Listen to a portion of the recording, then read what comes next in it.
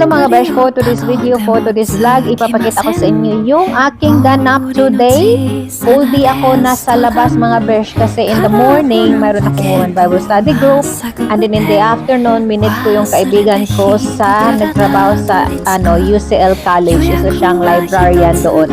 And then in the afternoon, niyaya ko ng aking sister-in-law na pumunta dito sa Chelsea Flower Show mga besh. Ginaganap ito dito every year sa area. It's called Chelsea. Napaka-posh na area. Mayaman, mga mayaman dito ang nakatira, kumbaga. And ito yung mga display nila mga besh. Ideal, mga idea ba kung anong gagawin mo sa garden mo, kung ano yung itatanim mo, at yung mga iba't ibang klaseng mga bulaklak na first time kong nakikita, at nagbibinta din sila doon na mga bulaklak.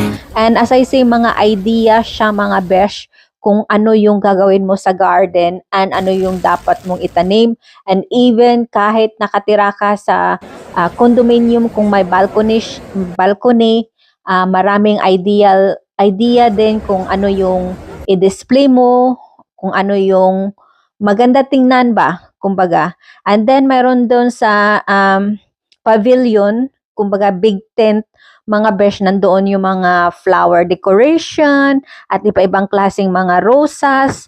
And ngayon ko lang na nalaman na ang dami palang mga varieties na mga roses, and may mga pangalan. So, sobrang interesting, no? And ito yung aking pinaka-paboritong puntahan, ang flower garden or anything that it's nature. So I love nature mga besh.